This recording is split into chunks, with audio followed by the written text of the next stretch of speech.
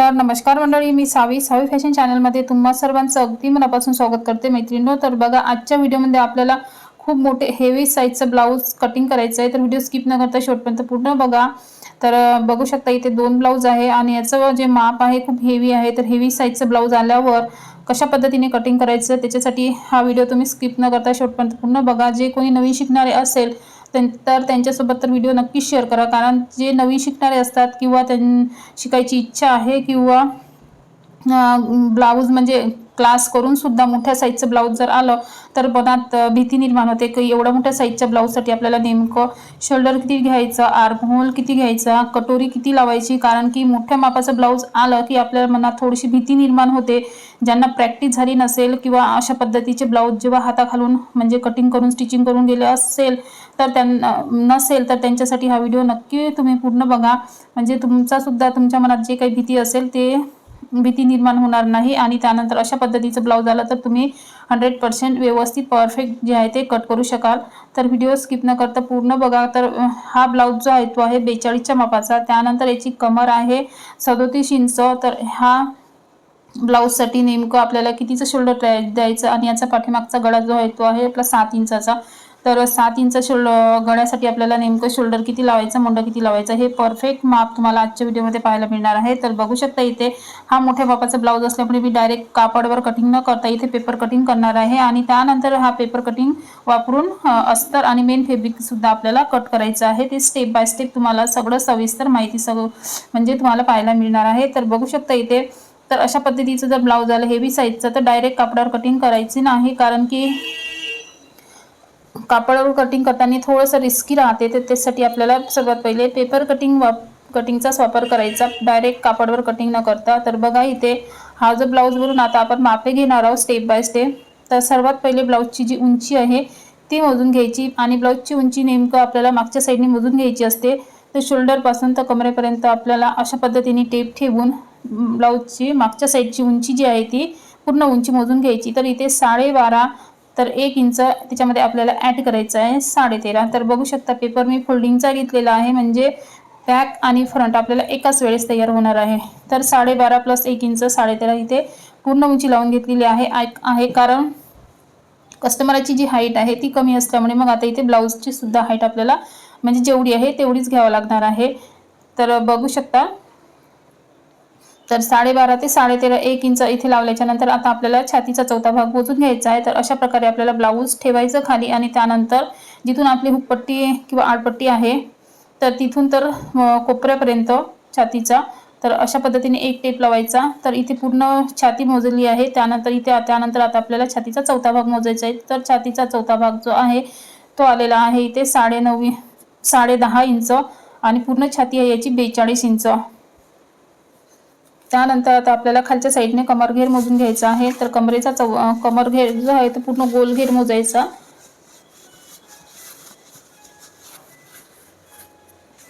जी आयपट्टी आहे लूपपट्टी ती सोडून आपल्याला पूर्ण कमरघेर आपण इथे मोजून घेतलेला आहे. तो भरलेला आपल्याला 37 इंच. तर त्याचा आपल्याला इथे आता छातीचा चौथा भाग आणि कमरेचा चौथा भाग टाकायचा असते. सर्वात पहिले बघा शोल्डर घेणार आहे. तर शोल्डर इथे मी 6 इंचाचा लावून घेतलेला आहे. त्यानंतर बघा खालच्या साईडने आपल्याला मुंडेची जी आहे ते आर्महोलची लाईन सरळ ड्रॉ केलेली आहे. तर याच्यावर आता आपल्याला आर्महोल जे आहे तो मोजून घ्यायचा. तर मग आर्महोल सुद्धा मी इथे 6 इंचाचाच लावलेला आहे आणि शोल्डर सुद्धा 6 इंचाचाच लावलेला आहे. त्यानंतर बघा याच्यामध्ये आता आपल्याला गळा रुंदी आणि शोल्डर पट्टी ती सुद्धा आपल्याला घ्यायची आहे. तर सर्वात पहिले आता आपण छातीचा चौथा भाग मोजून घेणार आहोत. छातीचा चौथा भाग आलेला आहे 10.5 इंच. तर त्याच्या बाहेर आपल्याला 1.5 किंवा 2 इंचाची स्टिचिंग मार्जिन घ्यायची, तुम्हाला जेवढी पाहिजे असेल तेवढी. तर इथे 2 इंचाची स्टिचिंग मार्जिन लावलेली आहे. त्यानंतर कमरेचा चौथा, त्याच्या बाहेर 1 इंच बॅकचे टक्स आणि 1.5 इंचाची स्टिचिंग मार्जिन. अशा प्रकारे आपले जे काही बेसिक मापे असतात नेहमीप्रमाणे ते परफेक्ट इथे आपण लावून घेतलेले आहे. त्यानंतर ही स्टिचिंग मार्जिनची लाईन जी आहे ती आपल्याला अशा पद्धतीने ड्रॉ करून घ्यायची.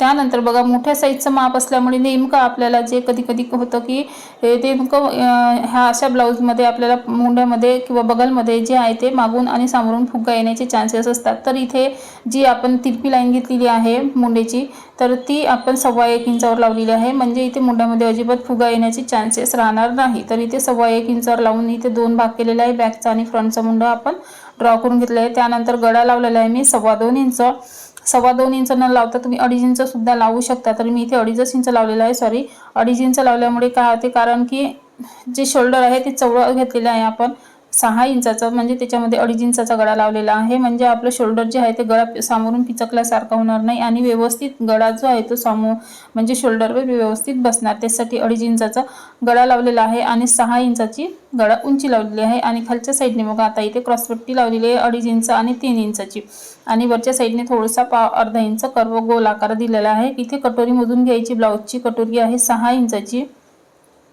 तर 6 इंचावर एक मार्क केलेला आहे। इथून गळ्यातून आपल्याला 1.5 इंचावर करायचा आणि इथे 2.5 इंचावर करून 3 पॉईंट जे मिळाले ते आपल्याला जोडून घ्यायचे आहे। तर अशा पद्धतीने आपली ही जी कटोरी आहे, तर बघू शकता कटोरीचा आपला परफेक्ट शेप जो आहे तो इथे लावून झालेला आहे आणि कटोरी सुद्धा आपली परफेक्ट इथे तयार झालेली आहे व्यवस्थित गोल आकारामध्ये। तर अशा पद्धतीचं हे जे माप आहे, कारण 42च्या मापासाठी 6 इंचाचा शोल्डर आणि 6 इंचाचा मुंडा एक सेट लावला की मागच्या साईडचा जो गळा आहे आपला 7 इंचाचा आहे आणि गळा व्यवस्थित बसतो आणि शोल्डर उतरला नाही पाहिजे यासाठी मी इथे 6 इंचाचा लावलेला आहे। आणि त्यांना गळा सुद्धा जर पार्टीचा जो भाग आहे, शोल्डरचा भाग आहे रुंद आहे, त्याच्यामुळे मग मी इथे 6 इंचाचा शोल्डर लावलेला आहे। तर अशा पद्धतीचं हे जे आपलं 42च्या मापाचं ब्लाउजचं जे तुम्हाला पेपर कटिंग करून दाखवलेलं आहे, तर बघू शकता आता आपल्याला बॅक आणि फ्रंट जे आहे ते तयार झालेले आहे। तर हा आपला फ्रंट जे पार्ट आहे ते आपल्याला कट करून सेपरेट करून घ्यायचे आहे, जसं साईड पीस, कटोरी आणि क्रॉसपट्टी। तर बघू शकता इथे समोरचा खोलभाग सुद्धा इथे आपल्याला कट करायचा आहे।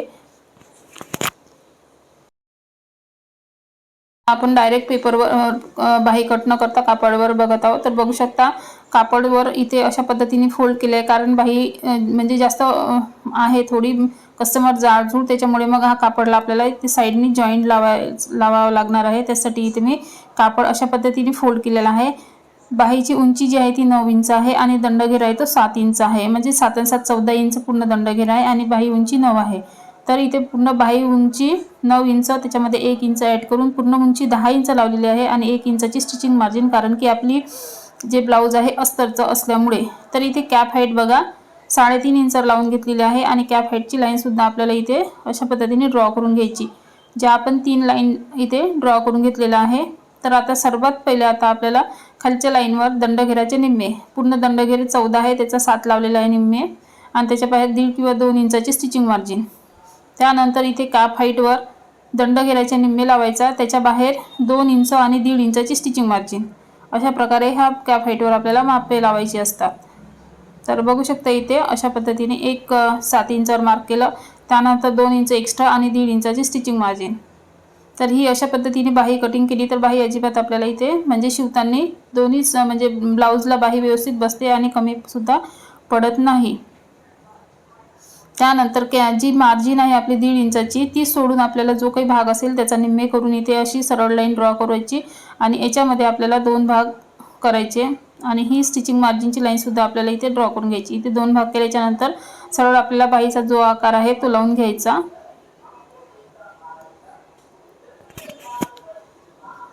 आणि ही बाही आपल्याला कट करून घ्यायची आहे। आणि बाहीला थोडंसं आपण शिवताना इथे नंतर जॉईंट जो आहे तो लावून घेणार आहोत, कारण अस्तर जे आहे ते थोडं साईडला कमी पडलेलं आहे त्याच्यामुळे, आणि बाहीचा आकार जो आहे तो मोठा आहे म्हणून इथे जॉईंट आता आपल्याला बाहीला आलेला आहे तो आपण शिवता वेळेस नंतर आपण जॉईंट करणार आहोत। त्यानंतर मैत्रिणींनो बघा आता आपल्याला पेपर हा जो आहे तो अस्तरवर ठेवून अशा पद्धतीने कट करायचा। सर्वात पहिले बॅकचा जो भाग आहे तो इथे ठेवलेला आहे आणि त्यानंतर ठेवून सर्वात पहिले चॉकनी मार्क केला आणि त्यानंतर कट करून घ्यायचा आहे। तर गळा जो आहे तो इथे शिवताना मी कट करणार आहे। त्यानंतर समोरचे जे पार्ट आहे आपल्याला जसं की आता हा साइड पीस, कटोरी सुद्धा आपल्याला छोटी कटोरी आहे तर ती वाढवून घ्यायची आहे। तर सर्वात पहिले साईड पीस जो आहे तो इथे अशा पद्धतीने ठेवून आपल्याला ड्रॉ करून घ्यायचा।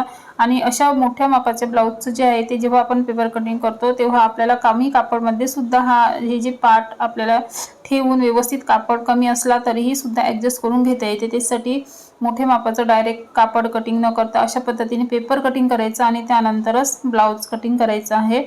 तर इथे आपल्याला कटोरी जी आहे ती बघा हेवी साईज असल्यामुळे इथे मी दोन्ही साईडने 1.5 इंच वाढवलेला आहे। त्यानंतर सरळ लाईन जी आहे ती इथे अशा पद्धतीने ड्रॉ करायची। दोन्ही साईडने 1.5 इंच वाढवला आहे म्हणजे 3 इंचाचा आपला टॉप्स तयार होणार आहे। तर बघू शकता त्यानंतर इथे याचा मिड पॉइंट काढायचा आणि मिड पॉइंट काढल्याच्या नंतर इथे खालच्या साईडने सुद्धा आपल्याला 1.5 इंच वाढवून घ्यायचा। तर अशा प्रकारे आपला हा जो आहे कटोरी इथे मोठ्या साईजची वाढवून झालेली आहे। त्यानंतर इथे आता आपली क्रॉसपट्टी आहे ती सुद्धा ड्रॉ करून घ्यायची आहे। जशी आहे तशी त्याला सुद्धा आपल्याला अजिबात मार्जिन घ्यायची नाही। तर बघू शकता मैत्रिणींनो अशा पद्धतीचं तुम्हाला 42 मापाचं डायरेक्ट पेपर कटिंग करून मी कापड कटिंग कशा पद्धतीने करायचं तर हे तुम्हाला आजच्या व्हिडिओमध्ये पाहायला मिळालेलं आहे। तर तुम्हाला सुद्धा अशा पद्धतीचं ब्लाऊज कटिंग करायला स्टिचिंग करायला जर आलं तर अजिबात न घाबरता तुम्ही सुद्धा ह्याच पद्धतीने ब्लाऊज कटिंग करा अगदी परफेक्ट येतं। तर तुम्हाला आजचा व्हिडिओ कसा वाटला तर नक्की सांगा। आवडला असेल तर लाईक करा, चॅनलवर नवीन आला असेल आणि चॅनलला सबस्क्राईब केलं नसेल तर प्लीज चॅनलला सुद्धा सबस्क्राईब करा आणि जे कोणी तुमच्या मित्रमंडळीमध्ये नातेवाईकामध्ये नवीन शिकणारे असेल किंवा ज्यांची शिकायची इच्छा असेल त्यांच्यासोबत व्हिडिओ नक्की शेअर करा आणि एक लाईक जरूर करा, कारण लाईक केल्यामुळे थोडंसं आणखी नवीन नवीन व्हिडिओ बनवण्यासाठी मोटिवेशन मिळतं। तर प्लीज लाईक करा आणि चॅनलवर नवीन आला असेल तर चॅनलला सुद्धा सबस्क्राईब करा। तर भेटू आपण नेक्स्ट व्हिडिओमध्ये, तोपर्यंत बाय।